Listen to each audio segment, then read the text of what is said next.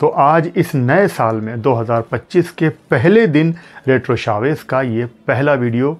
आप सभी को नए साल की बहुत बहुत मुबारकबाद। मेरी दुआ है कि ये साल आप सबके लिए बहुत सारी खुशियां लेकर आए।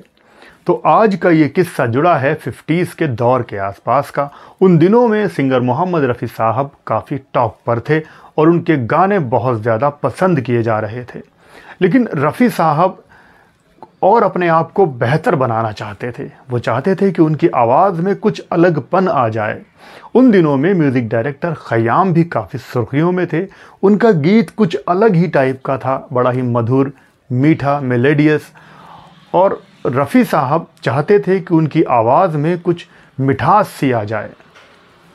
तब एक बार मोहम्मद रफ़ी साहब ने ख़याम और उनकी पत्नी की अपने घर पर दावत कर दी।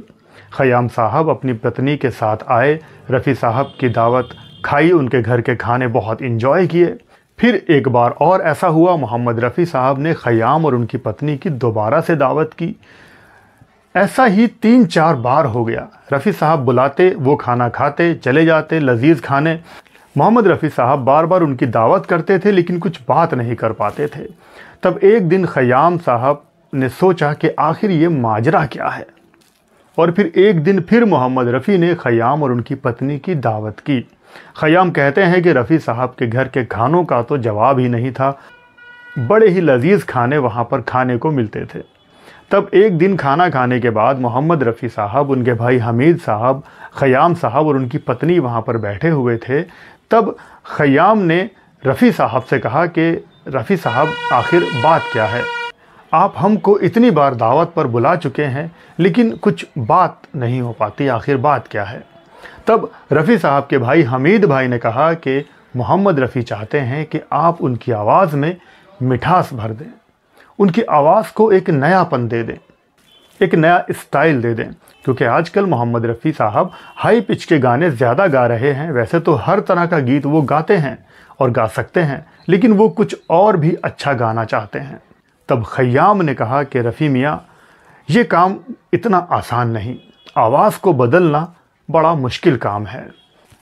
लेकिन ख़याम ये सब करने को तैयार हो गए थे और उन्होंने मोहम्मद रफ़ी साहब के सामने 3 शर्तें रख दी। पहली, उन्होंने कहा कि आपको रफ़ी साहब ये भूल जाना पड़ेगा कि आप इतने बड़े सिंगर हैं। दूसरी शर्त कि जब आप मेरे साथ रिहर्सल करेंगे तब आपके आसपास कोई भी नहीं होना चाहिए, सिर्फ आप ही रहेंगे। तीसरी शर्त कि जब आप मेरे साथ ट्रेनिंग ले रहे हैं या रिहर्सल कर रहे हैं तब आप किसी से फ़ोन पर भी बात नहीं करेंगे। तीनों बातें मोहम्मद रफ़ी साहब ने मान ली और उसके बाद ख़याम और मोहम्मद रफ़ी साहब जुट गए कुछ नया करने के लिए। काफ़ी मेहनत मुशक्क़त करने के बाद और बहुत सारा रियाज़ करने के बाद ख़याम ने 2 भजन की ट्यून बनाई। एक भजन मोहम्मद रफ़ी साहब से जो रिकॉर्ड करवाया, उसके बोल थे तेरे भरोसे नंद लाला। ये रफ़ी साहब ने बहुत ही अच्छे ढंग से गा दिया था। तेरे भरोसे नंद लाला। इसमें उनकी आवाज़ भी कुछ अलग सॉफ्ट नज़र आई। उसके बाद ख़याम ने दाग दहलवी की एक गज़ल मोहम्मद रफ़ी से गवाई। गज़ब किया तेरे वादे पे एतबार किया, तमाम रात क़यामत का इंतज़ार किया। गज़ब किया तेरे वादे पे। इस गज़ल की ट्यून ख़याम ने बहुत शानदार बनाई और इस गज़ल को मोहम्मद रफ़ी साहब ने कुछ अलग ही ढंग से गाया। उनकी आवाज़ कुछ अलग तरह से निकल कर आई, एकदम सॉफ्ट, मीठी आवाज़। और ये कह सकते हैं कि एक नई आवाज़ लोगों के सामने आई। इस भजन और इस गज़ल को लोगों ने काफ़ी पसंद किया। साल 1954 में ये गज़लें रिकॉर्ड हुई और रिलीज़ हुई और लोगों ने कहा कि ये है वर्सेटाइल मोहम्मद रफ़ी।